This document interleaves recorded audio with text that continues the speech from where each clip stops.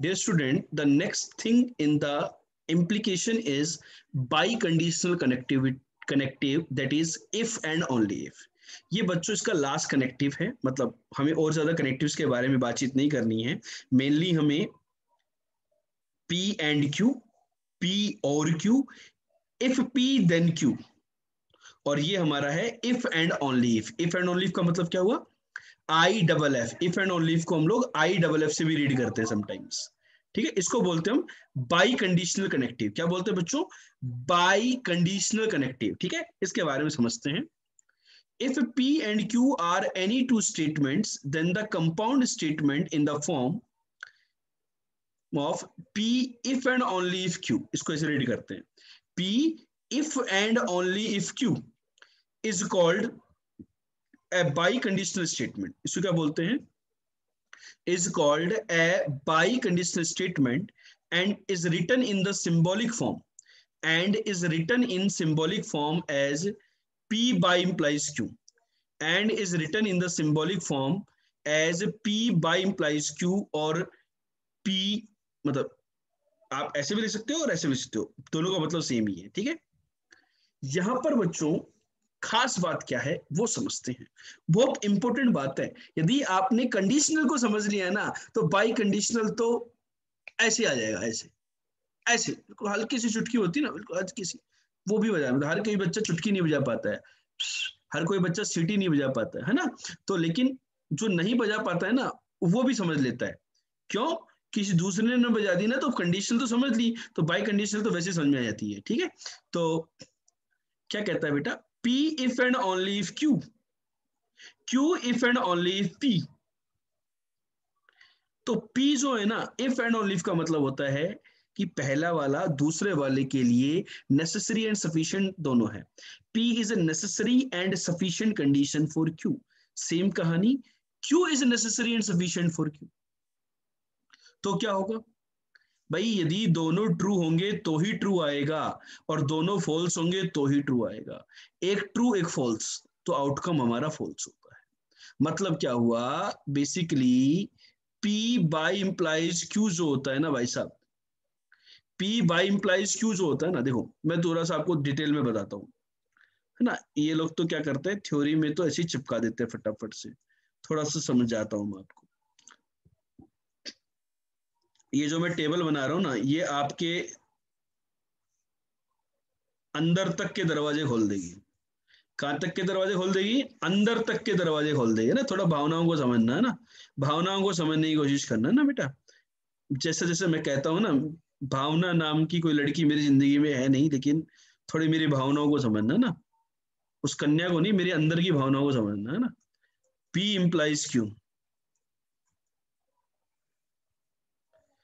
T implies T. Taranath तो बेचारा खुश हो रहा होगा. ठीक है, T implies T. Last class उसको डांट दिया था, इसका आज कुछ बोल नहीं रहा है वो. ठीक है, T implies T तो T आता है. T implies F तो F आएगा. F implies T तो ट्रू आएगा, और F implies F ट्रू आता है. ठीक है, Q implies P.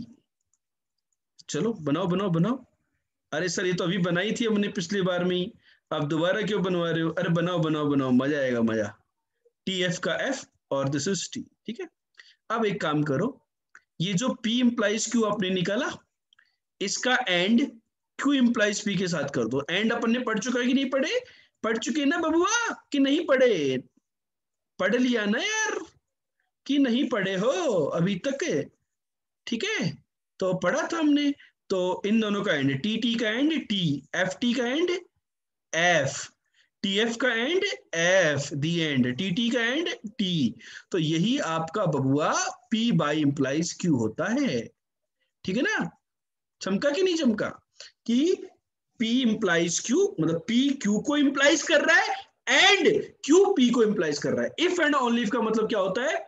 पहले वाला स्टेटमेंट बाद वाले को इंप्लाइज कर रहा है एंड बाद वाला पहले वाले को इंप्लाई कर रहा है. उस दोनों कंडीशन, तुम इधर जा रहे हो हम इधर आ रहे हैं, मतलब दोनों एक दूसरे को इंप्लाइज करते हैं, दोनों एक दूसरे की तरफ कंडीशनल स्टेटमेंट है. तो बीच में क्या आ रहा है? मीनिंग में आ रहा है एंड.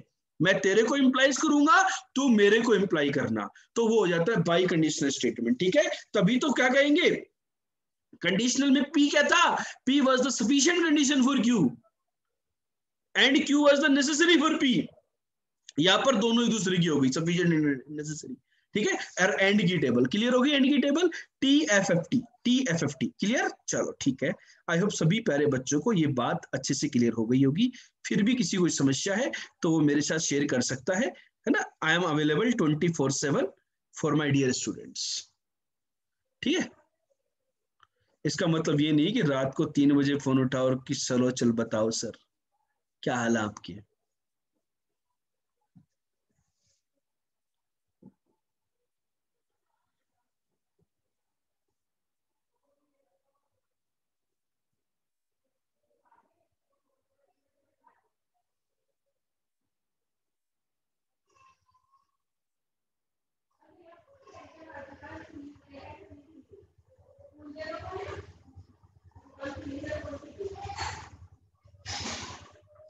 जनरली मैं आजकल 5 बजे, जो बच्चे रात को मैसेज करते हैं ना, उनको मैं कई बार 5 बजे, कई बार 3 बजे रिप्लाई कर देता हूँ रात को। कई बार 3 बजे कर देता हूँ, कई बार 5 बजे कर देता हूँ। उनको रीजन पता होगा मैं क्यों कर देता हूँ।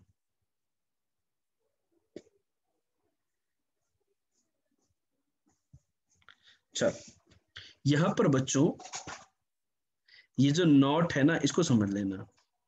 The by conditional statement P by implies Q is defined to be true only when P and Q have the same truth value.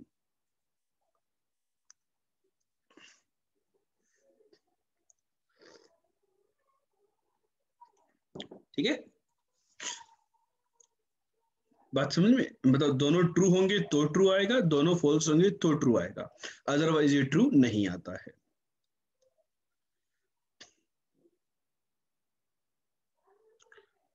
बम बम भोलेनाथ की जय हो। नोट कर लिया तो बताओ।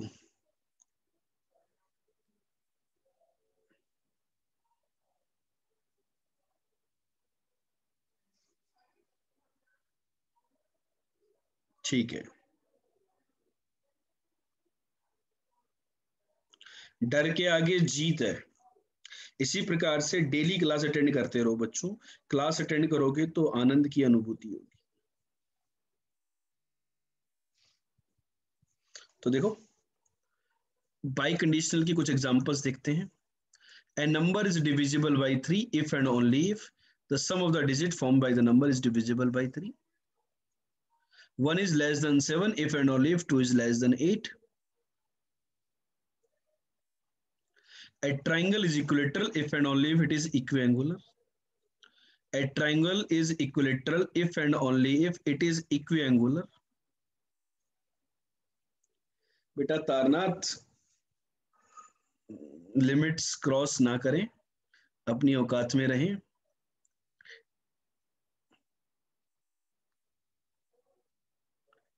एक नाम सुना है क्या आपने, राधा स्वामी का?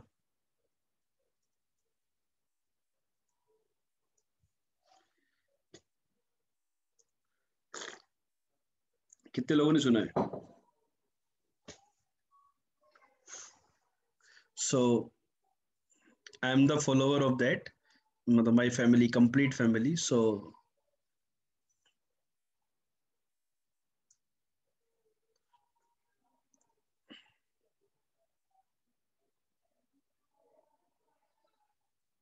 मैं सिंधी नहीं हूं, मैं बनिया हूं, है ना। ठीक है, चलो एक क्वेश्चन करते हैं बेटा, इसकी ट्रूथ वैल्यू बताइए।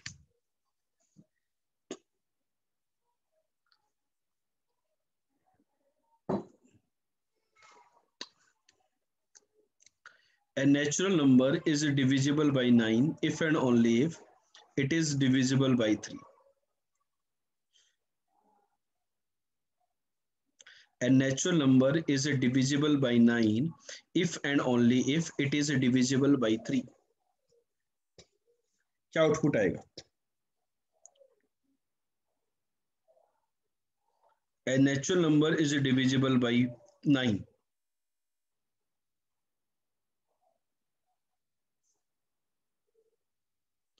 फॉल्स। यदि 3 भाई फॉल्स ट्रू, चमक गया। चलो एक अच्छा सा क्वेश्चन करते हैं, थोड़ा सा धासु सा। इसकी ट्रुथ टेबल बनाइए, इसकी ट्रुथ वैल्यू निकालिए, ट्रुथ वैल्यू निकालिए या ट्रुथ टेबल बनाइए। हो जाओ शुरू।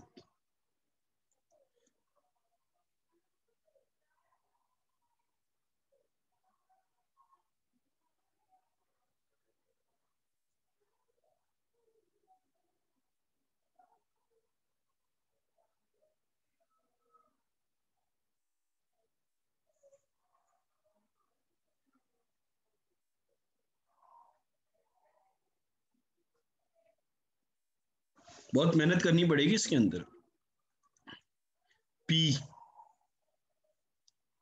क्यू क्यू क्यू क्यू ऐसी बातें करते हैं आप। Negation Q, true true true false, false true and false false. JEE Main को 4 डालना है, 100 आउट ऑफ 100 लाने हैं मैथ्स में, ठीक है। False true, false true. Let's talk about P by implies negation Q। चले चले, P by implies negation Q, TF F।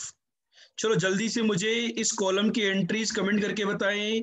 सभी प्यारे बच्चे इस कॉलम की एंट्री मुझे कमेंट करके बताएंगे, जल्दी से बताएं क्या क्या आ रही है आपकी।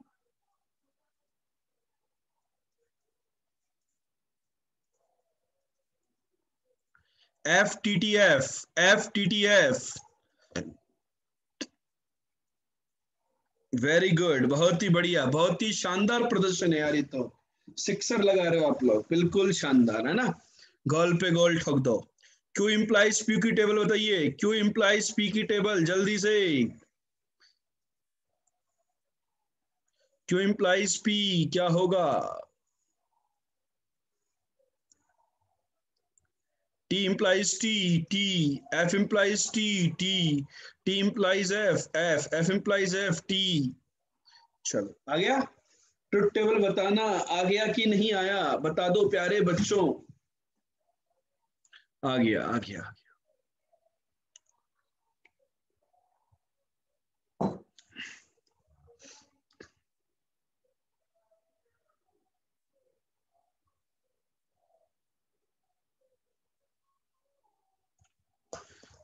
अब इन दोनों का y इंप्लाइज एफ टी का f, टी टी का t, f f। मतलब कोई पूछता आपसे कि, मैं थोड़ा सा ना पागलों जैसी बात करता हूँ कई बार, क्योंकि मेरे को लगता है कि ऐसे क्वेश्चन आ जाते हैं जेई मेन के अंदर, और कई बार आ भी चुके हैं, है ना, कि इसका आउटकम ट्रू है। इसका आउटकम यदि प्यारे बच्चों ट्रू है तो P और Q की वैल्यू क्या रही होंगी? P ट्रू रहा होगा और Q फॉल्स रहा होगा, तभी इसका आउटकम ट्रू आ सकता है, अदरवाइज नहीं आएगा। हाँ कि नहीं? ऐसे ऑप्शन दे सकता है, P true, Q false, P false, Q false, है ना भाई? क्या होगा तब ये हो, तो अपन क्या करेंगे, वो उस ऑप्शन को ही चेक कर लेंगे बेटा, पुट कर करके इनकी वैल्यू निकाल निकाल करके, या फिर इस तरीके से टेबल निकाल करके चेक कर लेंगे, ठीक है ना।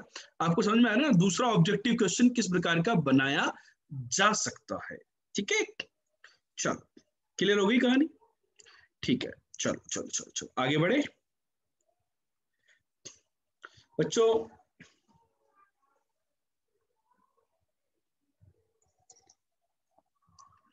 बेटा देखो, यहाँ पर हमने देखो जो काम किया है ना, इसके अंदर ट्रुथ टेबल पूरी बनानी थी। आगे जाकर के हम लोग समझेंगे कि किस क्वेश्चन में पूरी ट्रुथ टेबल बनाने की आवश्यकता है, किसमें नहीं है, ठीक है। ठीक है, वो धीरे धीरे करके समझ में आएगा, अभी एक बार क्वेश्चन को पढ़ते चलो आप। बेटा जो नेक्स्ट जो पॉइंट आते हैं वो आता है एक टोटोलॉजी, एक आता है फैलेसी, ठीक है। इनको थोड़ा सा समझते हैं कि टोटोलॉजी और फैलेसी के कॉन्सेप्ट क्या होते हैं। बेटा टोटोलॉजी कहता है कि एक ऐसा स्टेटमेंट, दैट कंपाउंड स्टेटमेंट जो हमेशा ट्रू आए, उसको बोलते हैं tautology. This is a statement which is true for all the truth value of its components. It is denoted by T. इस टोटोलॉजी को अपन जनरली टी से डिनोट करते हैं. Consider the truth table of P और negation P. P और negation P की truth table consider कीजिए. P और नेगेशन पी, ठीक है, पी और नेगेशन पी की. तो देखो ये आ रहा है course.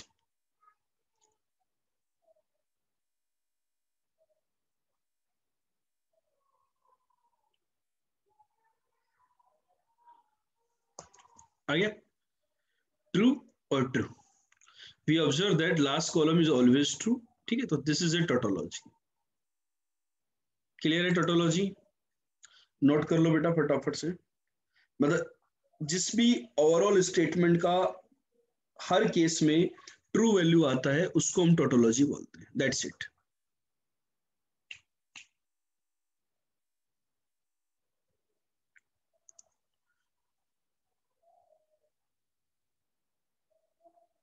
Next is the fallacy.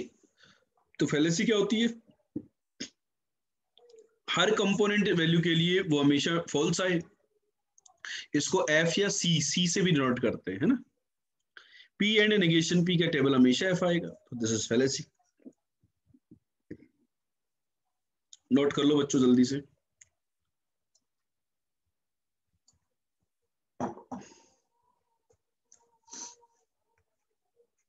ठीक है.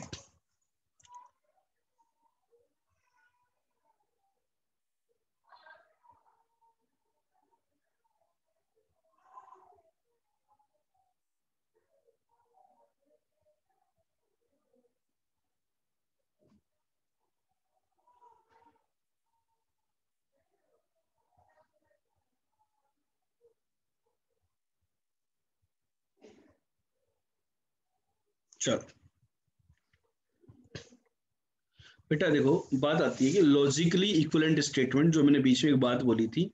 लॉजिकली इक्विवेलेंट स्टेटमेंट क्या होते हैं? If truth values of the statement P and Q are same, then they are the logically equivalent and written as P equivalent to Q. ठीक है,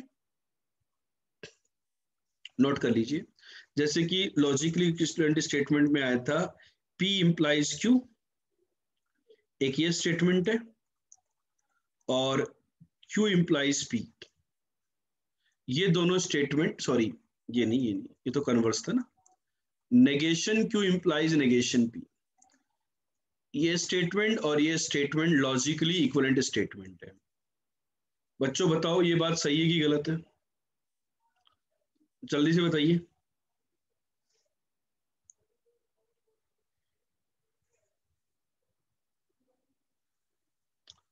जल्दी बताओ यार मेरे को. मेरे को इतना इंतजार करना पसंद नहीं है यार, है ना. एक और ब्रह्मास्त्र बता रहा हूं मैं. ये जो टेबल बना रहा हूं ना, ये आपको एक ब्रह्मास्त्र बता रहा हूं. ब्रह्मास्त्र. इसको अच्छे से समझ लेना, आपकी जिंदगी बहुत अच्छी हो जाएगी. 4 नंबर पक्के हो जाएंगे आपकी जिंदगी के. क्या याद रखोगे, है ना, जिंदगी भर. इन 4 नंबर की वजह से एक अच्छी रैंक आ गई थी सर, है ना. तो ध्यान से समझ लेना ना. बिल्कुल बहुत ही अच्छा तगड़ा ब्रह्मास्त्र है. P implies Q. पी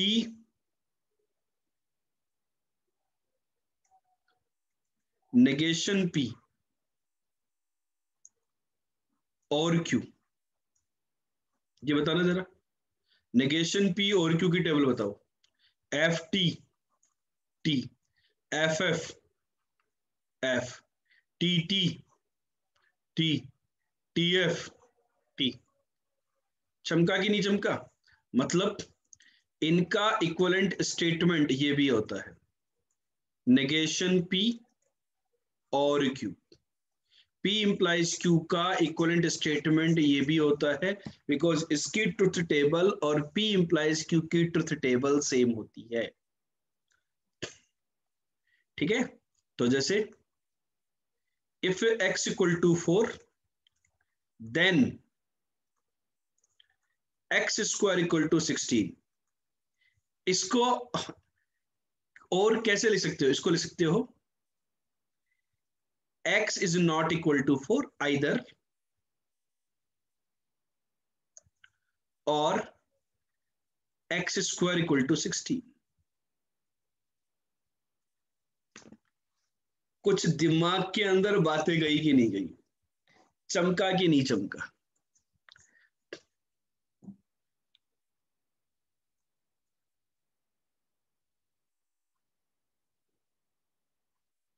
बहुत सारे लोगों को ये बातें आ रही होंगी दिमाग के अंदर कि सर ऐसे कुछ क्वेश्चन आते हैं एग्जाम में, इफ देन को वो लोग इफ देन हटा करके इक्विवेलेंट स्टेटमेंट में पूछ लेते हैं, हाँ कि नहीं?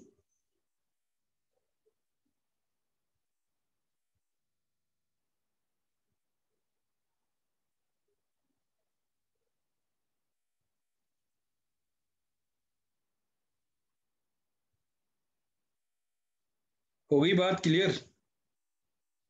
चलो, बहुत ही सुंदर, बहुत ही सुंदर काम। ठीक है, चलो, नोट कर लिया लॉजिकल इक्विवेलेंट स्टेटमेंट। ठीक है, क्लियर है यहां तक? किसी को डाउट, कोई कंफ्यूजन तो शेयर करो। ठीक।